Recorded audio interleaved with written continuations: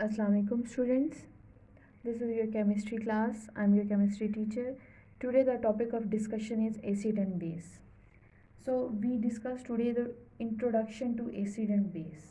किसी भी चीज़ को स्टडी करने से पहले हमें उसकी हिस्ट्री के बारे में पता होना चाहिए कि उसकी हिस्ट्री क्या है, उस चीज़ की हमें ज़रूरत क्यों पेश की गई.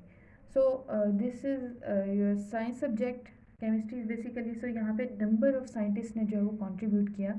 सो एसिड एंड बेस का जो कॉन्सेप्ट था उसमें भी जो है वो डिफरेंट साइंटिस्ट की, डिफरेंट केमिस्ट की जो है वो कंट्रीब्यूशन थी. सबसे पहले आप ये देखें कि 1850s के अंदर जब स्टडी किया जा रहा था कंपाउंड्स को, उनका एटॉमिक एमिशन स्पेक्ट्रम चेक किए जा रहे थे, तो उसके अंदर जो है वो देखा गया कि स्ट्रक्चर है डिफरेंट, उसके कैटालिटिक स्ट्रक्चर हैं, ऑर्बिटल हैं, उसके अंदर नंबर ऑफ उसके सब एटॉमिक पार्टिकल्स हैं, ये सारी चीज़ें. सो अब हम अपने टॉपिक की तरफ आते हैं, जो कि हमारा मेन कंसर्न है, वो है acid and base. So acid and base के अंदर आप देख सकते हैं कि स्टार्ट में जब इस चीज़ को स्टडी किया तो उसमें देखा गया कि जब कंपाउंड्स को, ठीक है, व्हेन कंपाउंड्स मिक्स टुगेदर, तो वो जब आपस में मिक्स किया जाता है तो उसके रिजल्ट में जो है वो आपका एक बड़ा डेंजरस टाइप का एक्सोथर्मिक रिएक्शन होता है. यानी उसकी एक्सो मीन एग्जिट होना, रिलीज होना, और थर्मिक मीन हीट. ठीक है, तो एनर्जी का जो है वहाँ से ही रिलीज होना, that is the exothermic reaction. तो when compounds mix together, the exothermic reaction. जिस तरह से हम फिजिक्स के अंदर कह सकते हैं कि when opposite charges attract each other, जब ऑपोजिट चार्जेस एक दूसरे को अट्रैक्ट करते हैं तो उसके रिजल्ट में भी एनर्जी रिलीज होती है, एक्सोथर्मिक रिएक्शन होता है. और वो एक्सोथर्मिक रिएक्शन एनर्जी रिलीज होती है, वो चार्जेस जो हैं वो क्या हो जाते हैं बेटा, न्यूट्रलाइज हो जाते हैं. ठीक है, उनकी जो चार्जेस हैं उनकी एनर्जी जो होती है वो डिक्रीज हो जाती है. सो एसिड और बेस के रिजल्ट में हमारे पास डिफरेंट जो है वो उसके रिजल्टेंट प्रोडक्ट्स आते हैं. उसके अंदर हम उसकी रिलेटिव स्ट्रेंथ को जो है वो स्टडी करते हैं. सबसे पहले जो है वो आर्हीनियस ने स्टडी किया इसको. ठीक है, 1889 के अंदर जो है वो आर्हीनियस ने कंपाउंड्स को डिवाइड किया.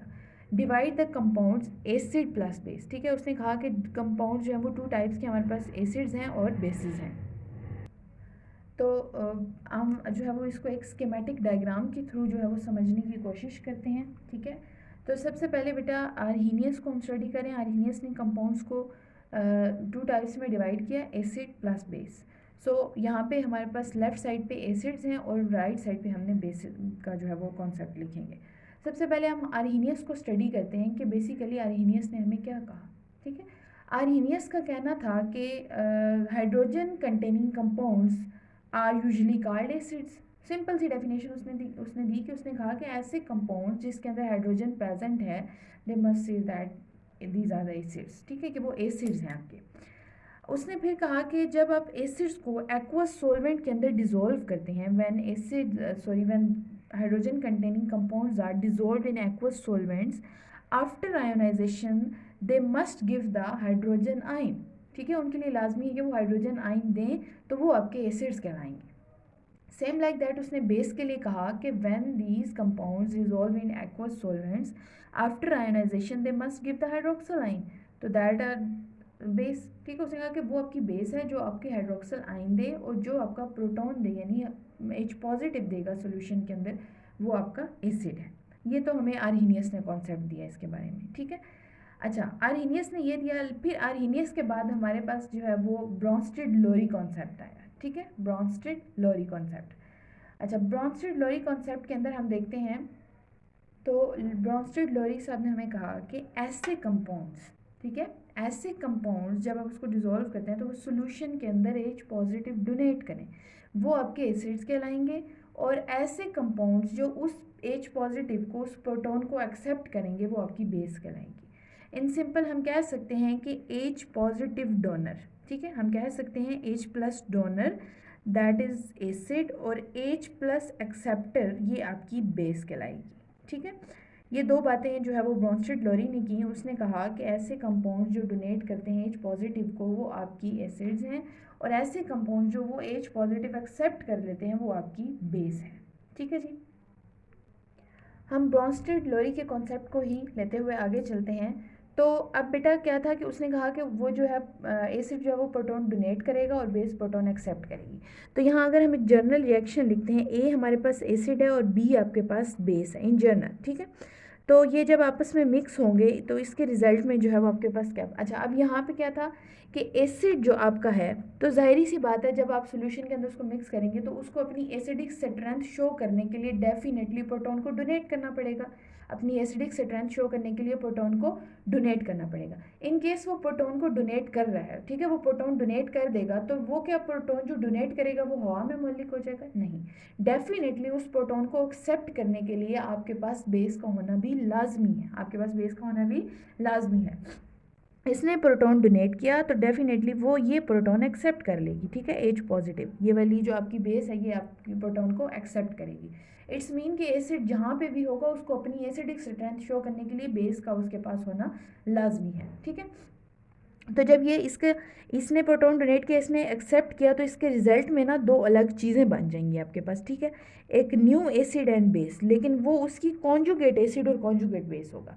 इसने प्रोटॉन डोनेट किया, इसने एक्सेप्ट किया, इसने एक्सेप्ट करने के बाद इसका कॉन्जुगेट एसिड बना दिया, ठीक है, इसका ये जो आपकी बेस थी इसका कॉन्जुगेट एसिड बन गया और इस एसिड से इसकी कॉन्जुगेट बेस बन गई, ठीक है। होप सो आपने conjugate acid and conjugate base का कॉन्सेप्ट भी पढ़ा ही होगा पहले, उसको मज़ीद हम जो है वो थोड़ा सा एक्सप्लेन कर रहे हैं यहाँ पे कि जो आपका ये प्रोटॉन एक्सेप्ट कर रही थी बेस, आफ्टर एक्सेप्टेंस इसने इसका जो है वो कॉन्जुगेट एसिड बना दिया और इसने जो है वो डोनेट करने के बाद इसकी कॉन्जुगेट बेस बना दी, ठीक है। तो इस मीन के सिस्टम में जो है वो आपका बेस का होना भी ज़रूरी है, ठीक है।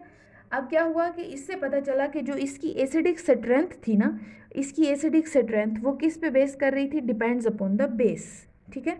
एसिडिक स्ट्रेंथ आपकी बेटा क्या कर रही है? Depends upon the base. Acidic strength depends upon the base, कि उसके साथ बेस किस किस्म की हम यूज़ कर रहे हैं। एसिडिक स्ट्रेंथ जो है वो डिपेंड करेगी आपकी बेस पे, हमने बेस कौन सा, हमने सॉल्वेंट कौन सा यूज़ किया उसके अंदर, ठीक है। अब आपने जब उसकी स्ट्रेंथ को मेजर करना है ना तो उसके लिए आप डिफरेंट सॉल्वेंट्स यूज़ करते हैं, लाइक HCl, HBr और HF या HI की आप एसिडिक स्ट्रेंथ मेजर करने जा रहे हैं तो उसके लिए आप नंबर ऑफ सॉल्वेंट्स यूज़ करोगे, ठीक है। तो उसके बाद जो आपकी ये थ्योरी थी ना बेटा, ये थ्योरी आपकी कॉन्जुगेट एसिड बेस के नाम से बहुत फेमस हो गई थी। Conjugate acid and conjugate base के नाम से जो है वो इस थ्योरी को जाना जाता था, जो कि हमें ब्रॉन्स्टेड लॉरी ने जो है वो दी थी, conjugate acid and conjugate base. बात अभी यहाँ पे ख़त्म नहीं हुई थी, ठीक है। उसके बाद जनाब आगे ल्यूइस आ, ठीक है। उसके बाद कौन से साइंटिस्ट आए हमारे पास? ल्यूइस। अच्छा, ल्यूइस ने कहा कि ये जो ब्रॉन्स्टेड लॉरी ने सारी बातें की हैं ना, ये सारी बातें ठीक है कि जो प्रोटॉन डोनेट करेगा वो एसिड है, जो प्रोटॉन एक्सेप्ट करेगा वो बेस है, लेकिन इसको हम मज़ीद जो है ना वो अच्छे अल्फाज में या इसको मज़ीद सिंपल भी हम कर सकते हैं।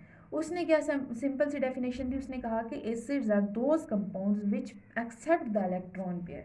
Acids are those compounds which accept the electron pair. In simple के मैं यहाँ पे कह सकती हूँ इलेक्ट्रॉन पेयर एक्सेप्टर।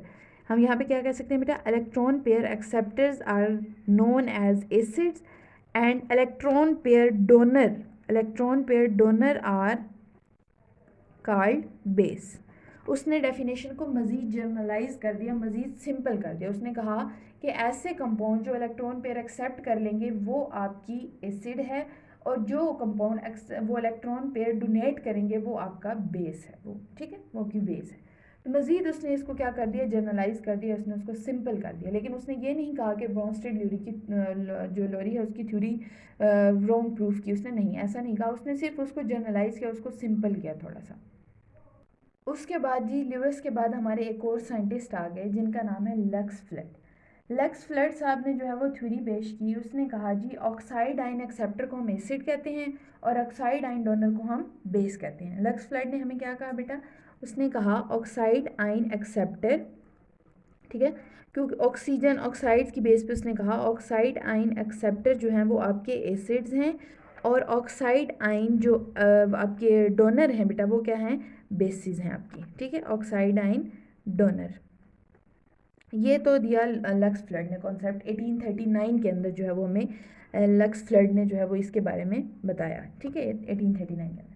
अच्छा, यहाँ तक ये थ्योरीज पेश हुई। उसके बाद बेटा जो ब्रॉन्स्टेड लॉरी की थ्योरी थी ना, उसी को ज़रा हमने मज़ीद जर्नलाइज किया, उसको मज़ीद उन्होंने थोड़ा सा मॉडिफाई कर दिया, सिंपल टर्म्स में उसको उन्होंने लिख दिया। उन्होंने एक नया कॉन्सेप्ट दिया हमें, solvent based definition, solvent based system, ठीक है। क्या कॉन्सेप्ट दिया हमें? Solvent based system.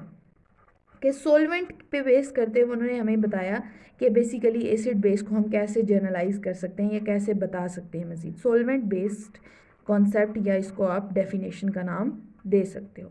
अच्छा, अब इसके अंदर जो है ना वो बड़ी मज़े की बात है। उन्होंने क्या कहा, उन्होंने कहा, अच्छा उससे पहले ना आपको मैं ऑटो आयोनाइजेशन बताना चाहूँगी। ऑटो आयोनाइजेशन आपने पढ़ा होगा, ठीक है। Auto ionisation, auto ionisation, auto ionisation क्या होता है बेटा कि सोलवेंट्स जो है ना वो ऑटो आयोनाइज हो जाते हैं। ऑटो मीन ऑटोमेटिकली, खुद से आयोनाइज हो जाना। इसमें बेस्ट एग्जांपल हम लेते हैं वाटर की, H2O प्लस H2O। तो इसका रिजल्टेंट प्रोडक्ट आपको पता है कि H3O प्लस और OH नेगेटिव, यानी वो कैटाइंस और एनाइंस के अंदर डिवाइड हो जाते हैं, ठीक है।